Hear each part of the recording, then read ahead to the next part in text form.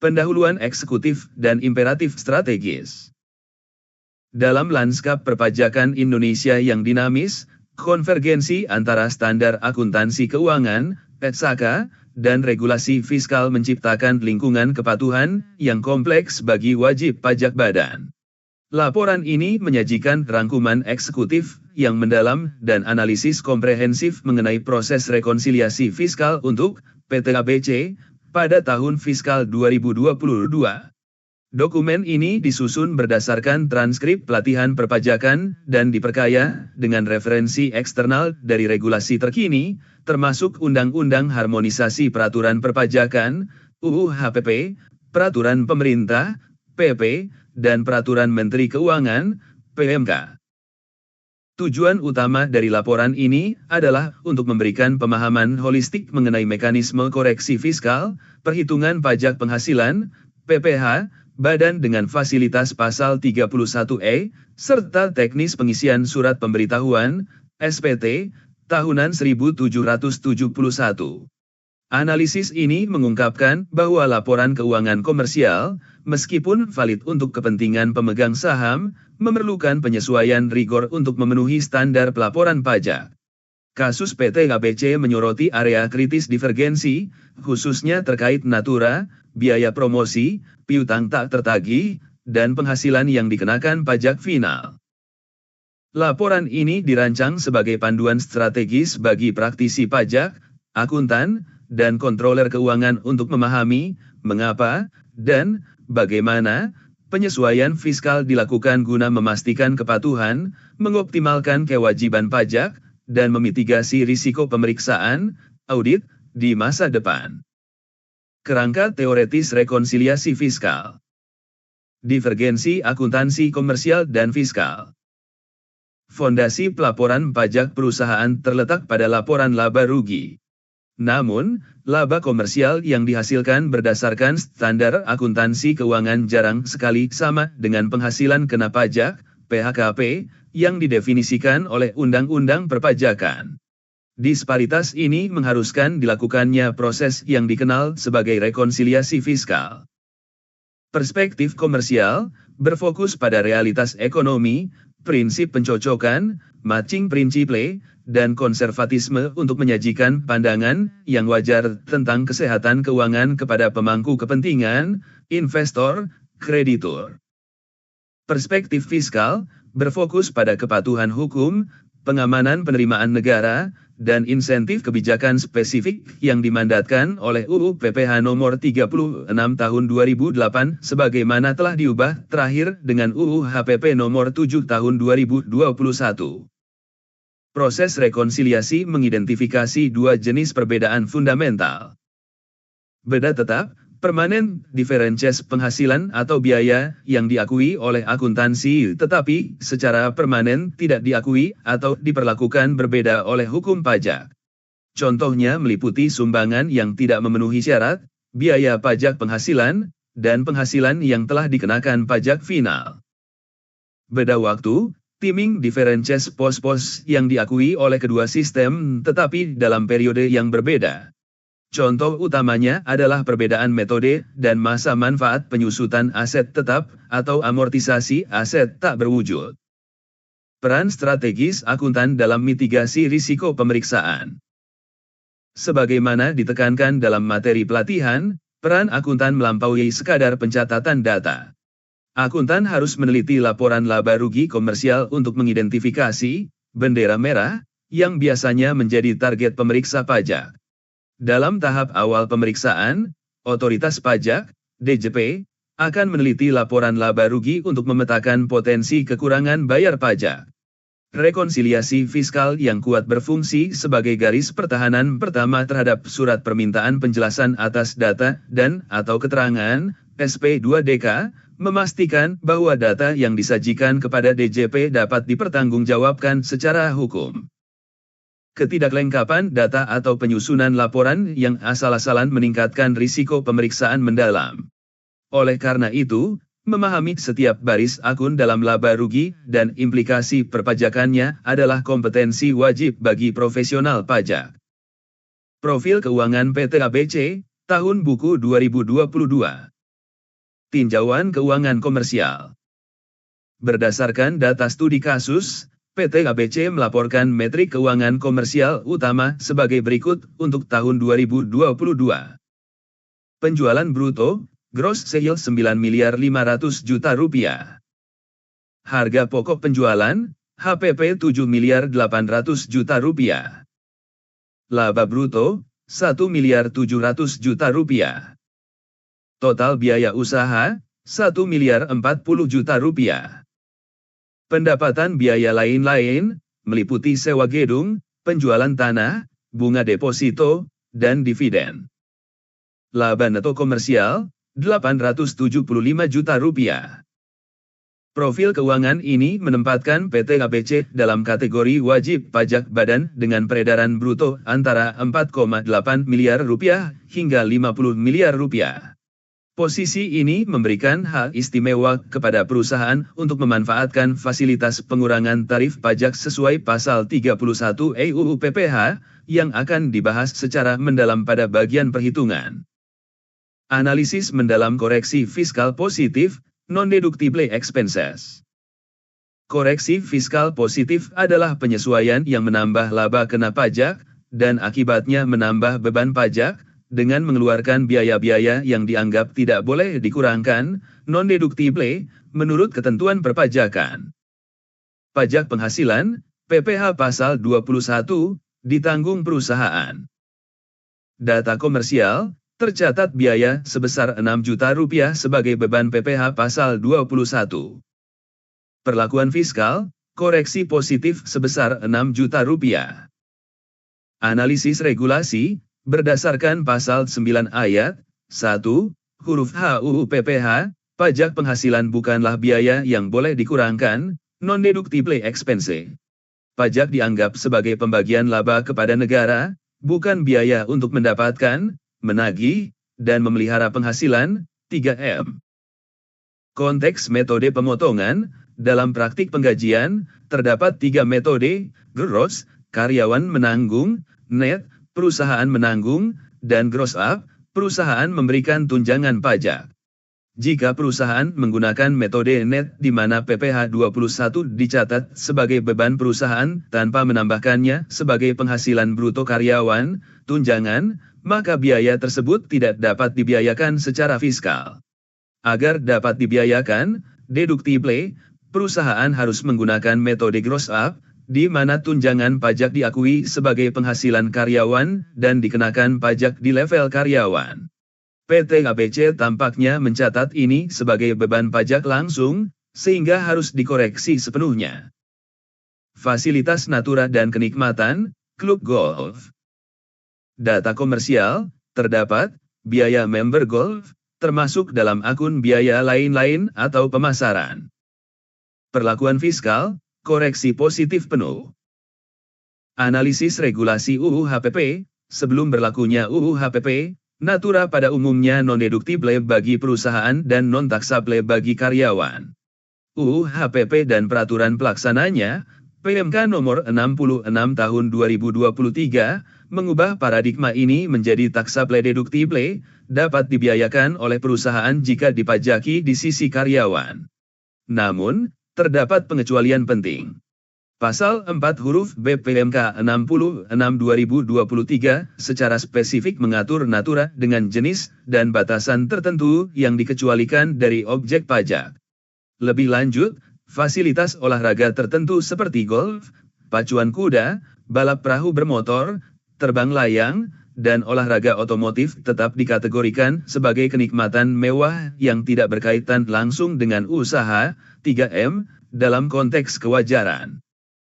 Kesimpulan kasus, meskipun aturan baru lebih longgar, golf secara eksplisit sering kali dikecualikan dari fasilitas olahraga yang bebas pajak atau dianggap berlebihan. Dalam konteks transkrip, pembicara menegaskan bahwa golf adalah fasilitas yang tidak boleh dibiayakan, non-deductible, sejalan dengan prinsip bahwa pengeluaran ini lebih bersifat personal enjoyment eksekutif daripada kebutuhan operasional perusahaan.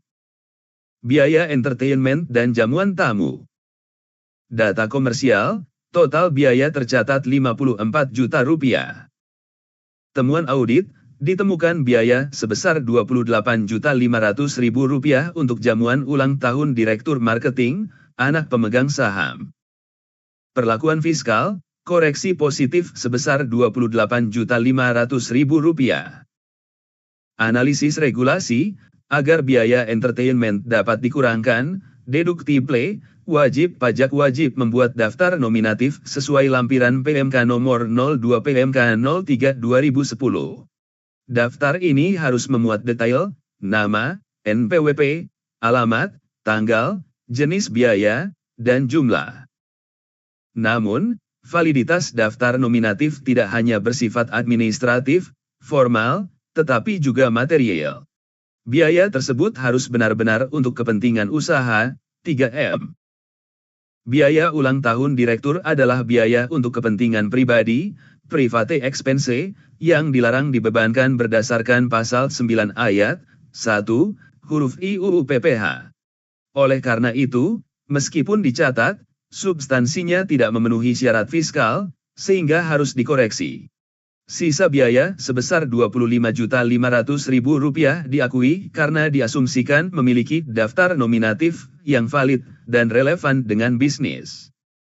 Penghapusan piutang tak tertagih. Data komersial, biaya penghapusan piutang dicatat karena orangnya tidak ditemukan dan alamat sudah pindah. Perlakuan fiskal, koreksi positif penuh.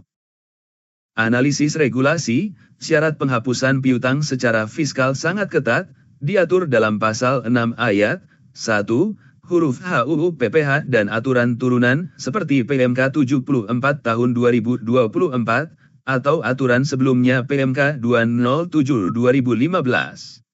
Agar dapat dibiayakan, deductible, 4 syarat kumulatif harus dipenuhi.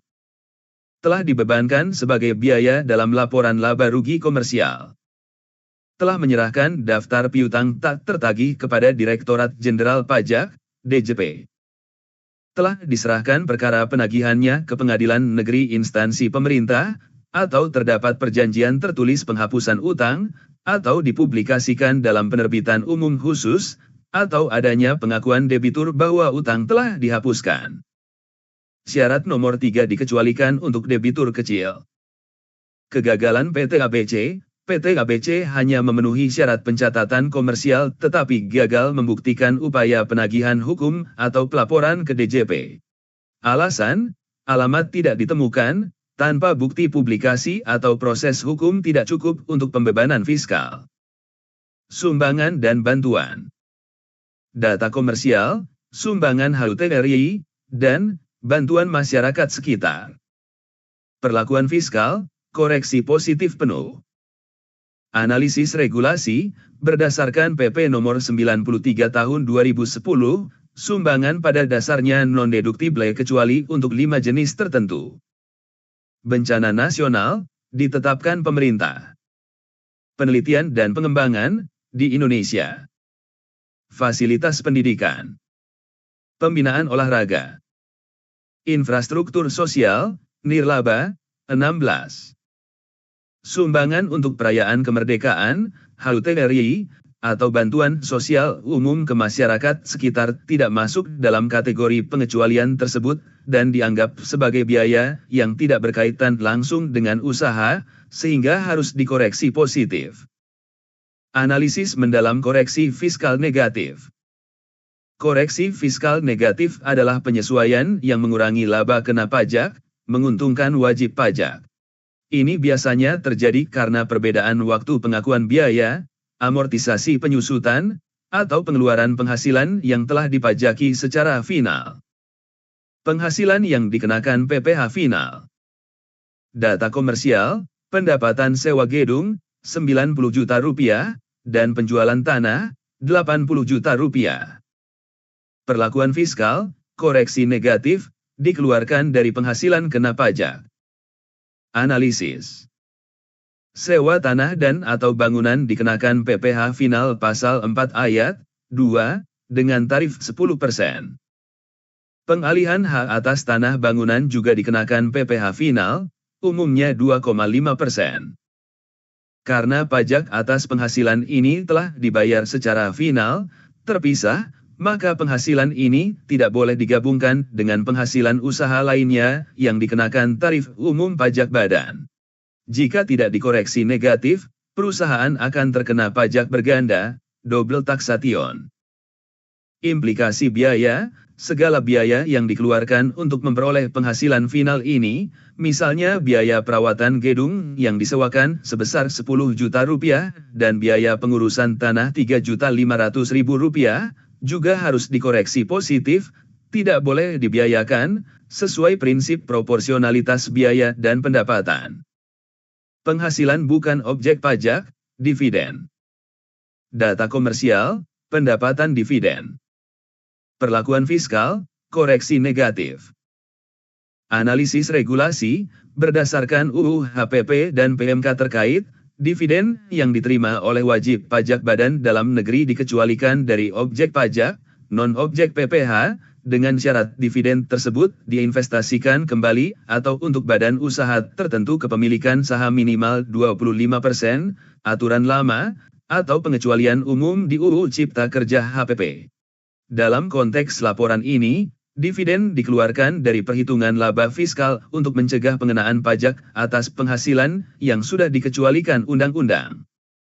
Selisih penyusutan, depreciation. Data komersial, biaya penyusutan tercatat 20 juta rupiah. Perhitungan fiskal, dihitung ulang menjadi 86 juta rupiah. Perlakuan fiskal, koreksi negatif sebesar 66 juta rupiah. Analisis regulasi, penyusutan fiskal diatur ketat dalam PMK 96 PMK 03 2009 dan PMK 72 tahun 2023. Aset dikelompokkan menjadi golongan I, 4 tahun, 2, 8 tahun, 3, 16 tahun, dan 4, 20 tahun, serta bangunan, permanen 20 tahun tidak permanen 10 tahun. Metode yang diizinkan hanya garis lurus, straight line, atau saldo menurun, declining balance, kecuali bangunan. Kasus PT ABC, perusahaan tampaknya menerapkan kebijakan penyusutan komersial yang sangat lambat, masa manfaat panjang, atau nilai residu tinggi, menghasilkan biaya penyusutan kecil, 20 juta rupiah. Secara fiskal, perusahaan berhak membebankan biaya lebih besar, 86 juta rupiah. Koreksi negatif ini menguntungkan perusahaan karena menurunkan laba kena pajak secara legal. Perhitungan pajak penghasilan badan terutang, fasilitas pasal 31E. Setelah melakukan rekonsiliasi, PT ABC mencatatkan laba neto fiskal, penghasilan kena pajak PHKP, sebesar Rp778.500.000, turun dari laba komersial Rp875 juta akibat koreksi negatif penyusutan yang dominan. Karena peredaran bruto PT ABC adalah Rp9,5 miliar, di atas Rp4,8 miliar dan di bawah Rp50 miliar, perhitungan pajak menggunakan skema fasilitas pasal 31 UU PPh. Logika dan rumus pasal 31E.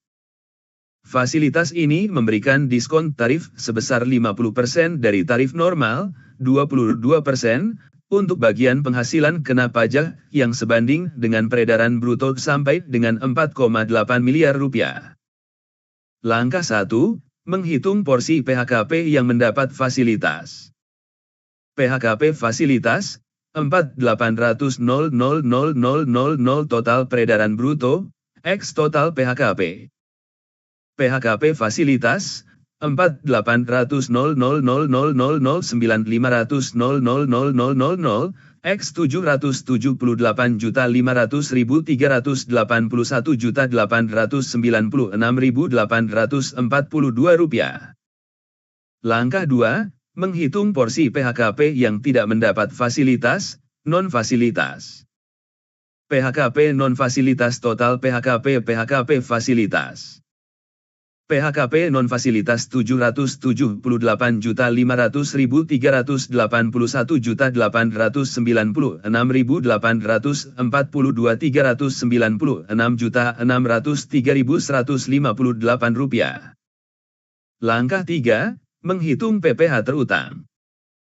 Lapisan 1, fasilitas 50% X 22% X Rp381.896.842 Rp42.806.653. Lapisan 2, non-fasilitas 22% X Rp396.603.158 Rp87.252.695. Total PPh terutang Rp42.806.53, Rp87.252.695, Rp129.261.348, dibulatkan sesuai transkrip 129 juta. Manajemen kredit pajak dan status akhir, PPh Pasal 29. Untuk menentukan jumlah yang masih harus dibayar sebelum pelaporan SPT, PPh Pasal 29, total pajak terutang dikurangi dengan kredit pajak, pajak yang telah dibayar di muka atau dipotong pihak lain. Rincian kredit pajak PT ABC.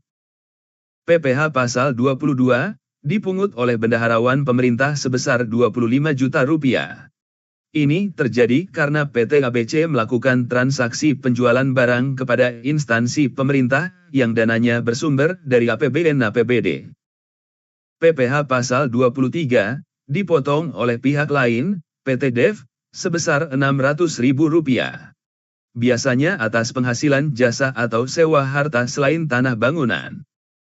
PPh Pasal 25, angsuran pajak yang telah dibayar sendiri oleh perusahaan setiap bulan sepanjang tahun 2022, total sebesar Rp18 juta. Total kredit pajak, Rp25 juta, Rp600.000, Rp18 juta, Rp43.600.000. Perhitungan kurang bayar, PPh Pasal 29. PPh kurang bayar total PPh terutang total kredit pajak. PPh kurang bayar Rp129.261.348, Rp43.085.661.348. PT ABC memiliki status kurang bayar, KB, sebesar Rp86.348. Jumlah ini harus disetorkan ke kas negara sebelum SPT tahunan dilaporkan, paling lambat akhir bulan keempat setelah tahun pajak berakhir untuk badan. Proyeksi kewajiban pajak tahun berikutnya, angsuran PPh Pasal 25 tahun 2023. Salah satu output krusial dari SPT tahunan adalah menghitung besaran angsuran PPh Pasal 25 untuk tahun berjalan berikutnya, 2023. Perhitungan ini harus didasarkan pada penghasilan teratur. Pemisahan penghasilan teratur dan tidak teratur. Transkrip menyoroti pentingnya memisahkan penghasilan yang tidak rutin, insidentil, agar angsuran tahun depan tidak membengkak secara tidak wajar. Penghasilan tidak teratur, keuntungan penjualan tanah, keuntungan selisih kurs, jika fluktuatif ekstrem, atau pendapatan lain yang tidak berulang. Dalam kasus ini, penjualan tanah dikeluarkan. Penghasilan teratur, penjualan rutin, pendapatan sewa rutin, bunga. Mekanisme perhitungan. Basis penghasilan teratur, laba fiskal disesuaikan dengan mengeluarkan pendapatan tidak teratur. Dalam transkrip, basis ini dihitung ulang menjadi Rp658.500.000.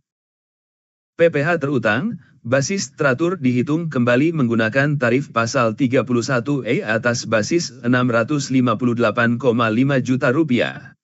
Hasil perhitungan menghasilkan PPh terutang disetahunkan sebesar Rp108xxxxxx. Kredit pajak pengurang, hanya kredit pajak pihak ketiga, PPh 22 dan 23, yang dikurangkan, Rp25,6 juta. Penting, PPh 25 tahun lalu tidak dikurangkan dalam langkah ini. Dasar perhitungan angsuran, PPh terutang teratur kredit pajak pihak ketiga Rp83xxxxxx.